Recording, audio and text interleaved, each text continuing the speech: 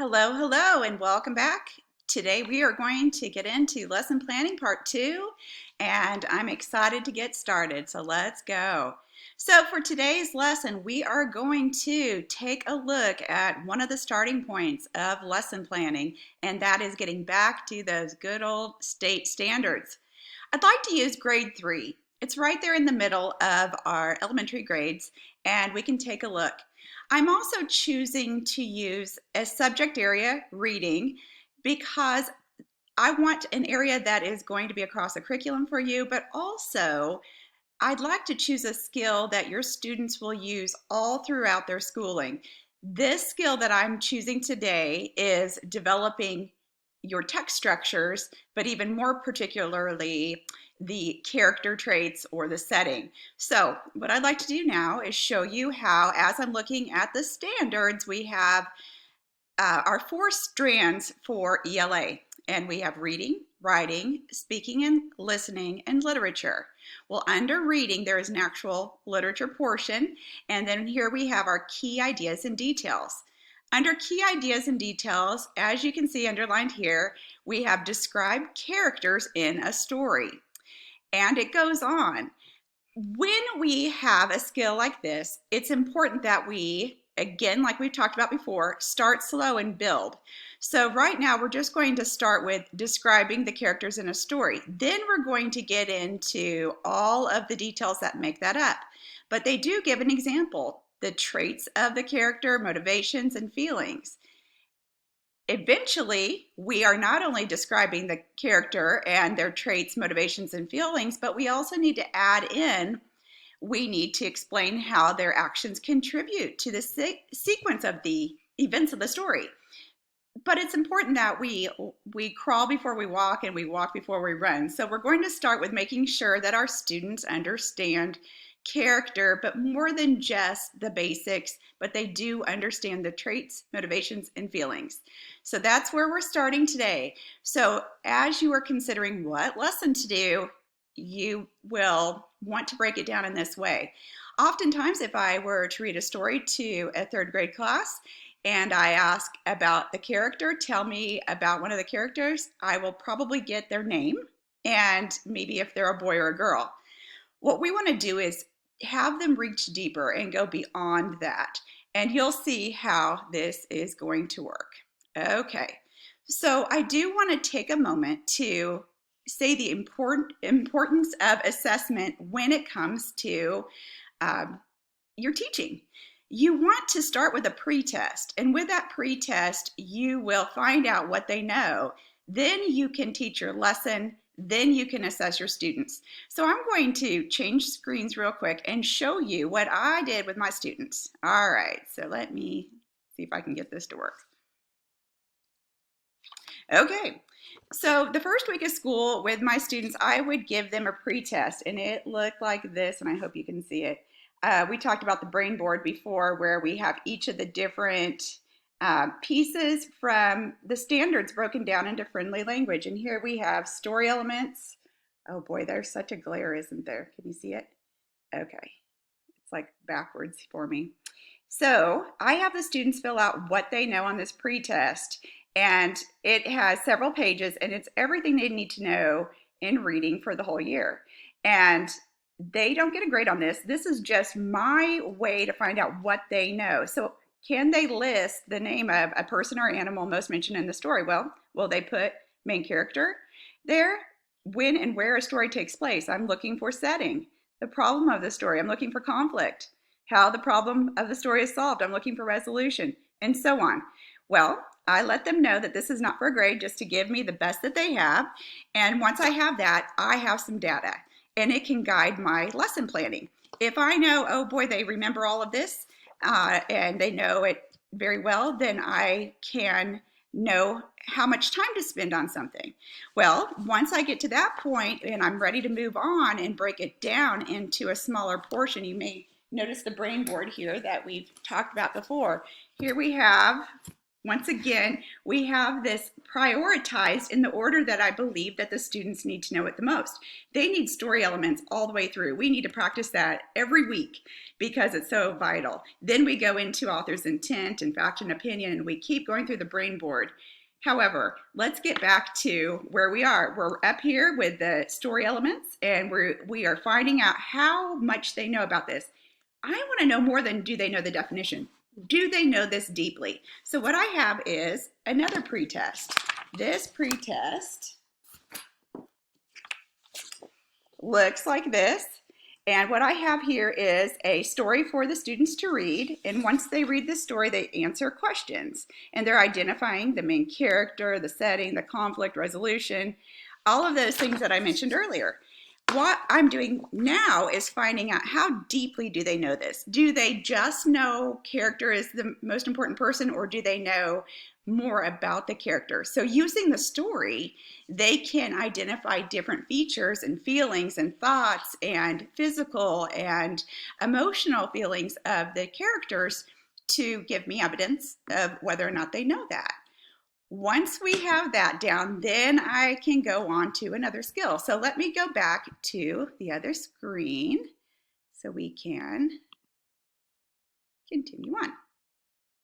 Okay, so I showed you my pretest. Now I'm looking at my pretest and I'll say, okay, on main character, I just got the name of the person and their gender. And on setting, all I have here is just where this story took place, but I don't have any details about the setting. So that's when I need to stop and take one element at a time, create a lesson, teach the lesson, explain it in detail, give the students some tools to help them. When I say tools, that means not only the definitions, but give them pictures, give them graphic organizers, read stories and point out passages that really get into the detail of that particular story element that I'm teaching, and then assess again to see if they've got it. If they've got it, I can move on to the next element, and if not, I need to reteach. This is all something I continuously practice with students, so that is for sure. Okay, so next, well, let's go back this way. So as we're looking at our story elements, as I said, we started with main character. We had the assessment to find out what they knew, and this was the deeper assessment. Then I have my lesson. I explain everything about character traits and how character traits are more than just the name, as I said. So now I'm going to switch the screen again and show you the types of things I like to use in a lesson. And okay, so in a lesson, I go from the brain board now to something that has more to it. I want the students to start thinking through on main character, not just the name, but the age, the physical features, the personality, the thoughts and the feelings, and other. So we talk about that in detail. There's also, there are so many great resources out there, but you can have an anchor chart in your classroom that shows what I just showed. Also, some of the different adjectives that can describe a character, so your students would know that too. When I say anchor chart, we can also have graphic organizers, which is some kind of a picture that can help the students understand. So many of your visual learners will appreciate this kind of thing. When we say, okay, character traits are what, not just the person's name, but what do they look like? Are they tall? Are they short? Are they, do they have long hair? Do they have short hair? Are they bald? What color are their eyes? Do they wear a hat? Do they wear a trench coat? Do they smile a lot? So anything that is mentioned in the story that directs to their physical traits, we would want to mention. Also, the story may talk about the character being curious or happy or cold or feeling prepared or being excited. Sometimes our students can, or excuse me, our characters can change their mood. Maybe they are sad at the beginning of the story and happy by the end, and that's okay too. We want to point that out. And then the inside, what do they feel on the inside? Maybe they, this particular character loves being a detective and is a citizen, is a problem solver. Maybe this story mentions that this particular character is a third grader or the oldest in his family. So again, this is an easy way to take a lot of information and break it apart. All right. Uh, Sometimes when I'm reading a novel with students, if there are a lot of different characters, I like to have them fill out this character sketch.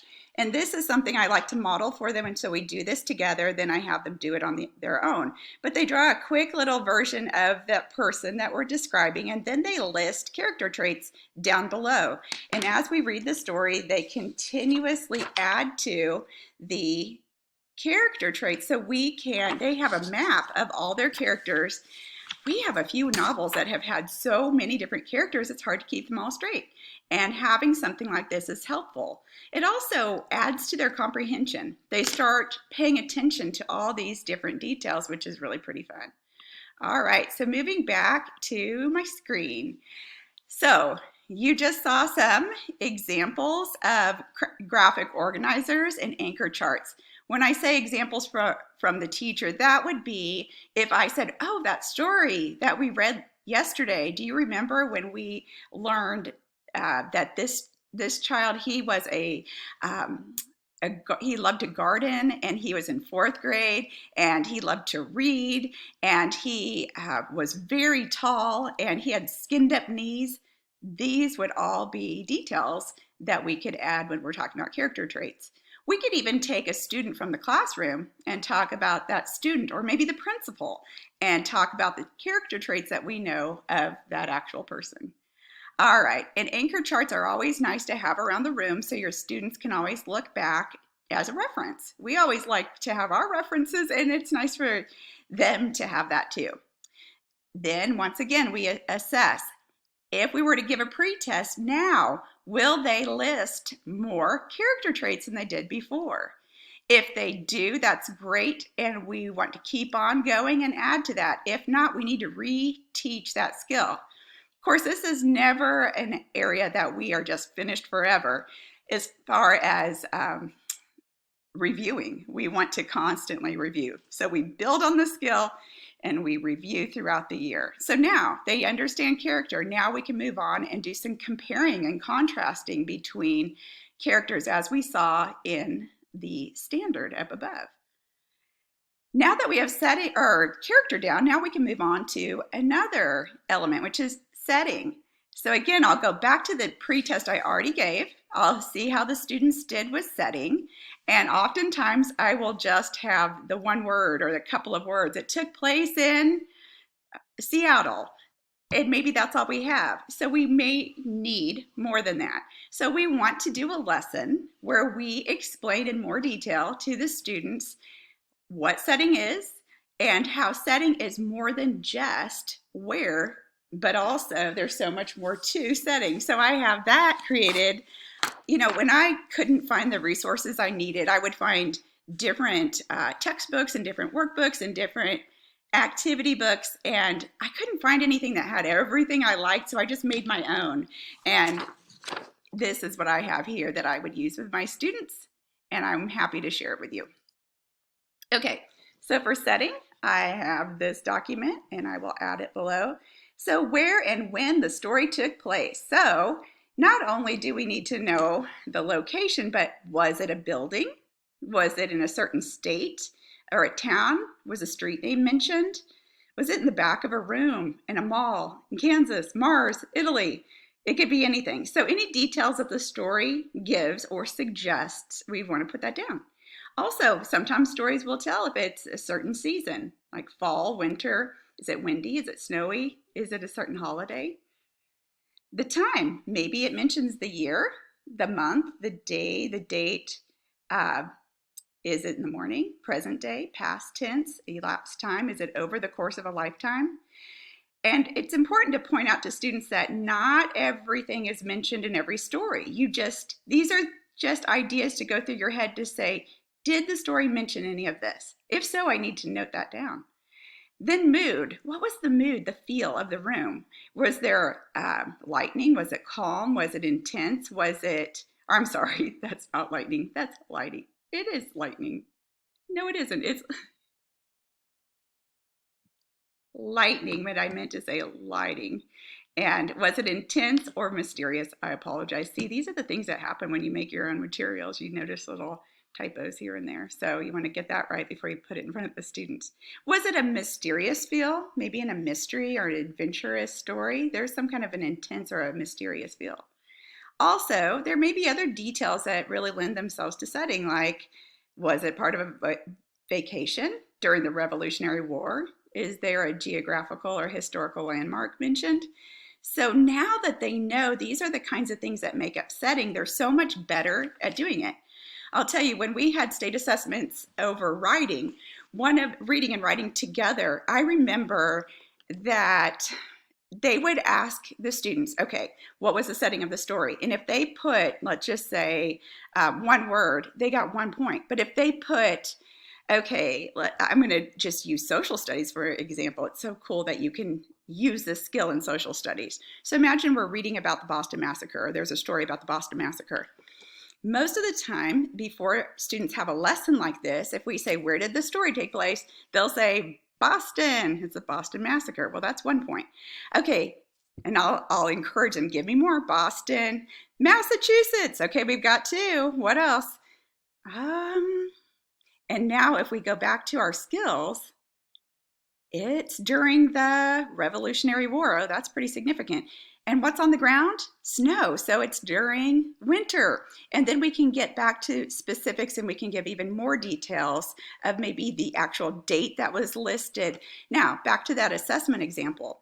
When the students were given a text to read and then they were to say what was the setting, my students did so well because they knew to go back and put every setting indicator on their answer, and they would get full points. And we had such high state test assessment results because it was something as simple as just teaching your students to have a higher standard to dig deeper into those answers so they can have a complete answer to their question. So it's pretty simple. The same thing happens in all of the different elements, whether they are giving character traits or parts of the setting. It's just taking that skill, then breaking it down into steps, making sure they have that before you build on it, and then you can do so much more with your students. Alrighty. So again, we go through the motions, we make sure that they have this down, and you assess again, and then we build on the skill once again and review, and I went backwards. I'm so sorry. Here we go. Then we move on to conflict and resolution, which is next on our brain board. These two are really good to be taught together. They're both very basic. They don't have as much to them, but they tie to one another. So the conflict of the story, there are oftentimes many conflicts in a story. However, it's hard to find the one main conflict. Well, the one main conflict leads to the resolution, which is how the problem of the story is solved. So there are several problems. That's what makes a story so interesting. If we didn't have conflict, stories would be really flat. So, but which conflict is the main conflict? Well, again, it's the conflict is the main problem that ties to how the story ends up. So how is it solved? Okay, now we've got the conflict. So sometimes you'll have an actual skill that's nice to teach together. I always like to keep these together. We go through the same process. I assess, I make sure, I look at that first assessment. I make sure that I teach the details, give them lots of practice, show them lots of examples. We assess again, and then we move on, and then I keep going backwards and I'm so sorry. Okay, we keep going and we put it all together. So we put all of the story elements together once we get through all of them when we continuously practice throughout the school year. And think about this. As many of you are in children's lit and you're learning how to read with such great expression and you're learning about fluency and all these great things, when we read a book, think about now you want to add a skill that you're going to rehearse with your students as you read. So if it happens to be a holiday coming up, and let's say you're reading about St. Patrick's Day, instead of just reading the story about St. Patrick's Day, why not take that opportunity, that teachable moment, to have your students practice setting and conflict and resolution and character traits and help them find those answers. Okay, so once again, we practice, practice, practice, and always point those different pieces out with your students. And the more you practice, this just becomes second nature for them. So as you are doing this, you'll want to assess again in the end and make sure that this lasts. But if you follow these steps, you will be so happy with your results because your students are likely to not just know these skills, but they know them so well that they'll have a nice carryover into the following years, and they can constantly build on them as they work their way through the grades.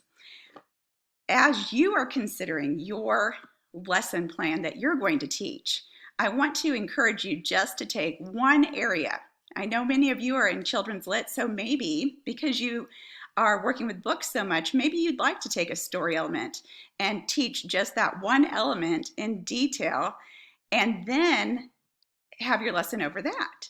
So that is an example for you. I hope this helps you understand lessons just a bit more and how we put them all together. Again, if you don't have a school that has a pacing guide for you, this is something you'll do for yourself. But there are oftentimes teacher's manuals that will have this all spelled out for you. But still now, while you're here in the College of Ed and you're working on lesson plans, it's important to understand the whole concept and the umbrella that goes over all of this and why we have the assessments and what they mean and why we do it and how it all comes together. So, hope that helped you with your understanding, and thank you very much.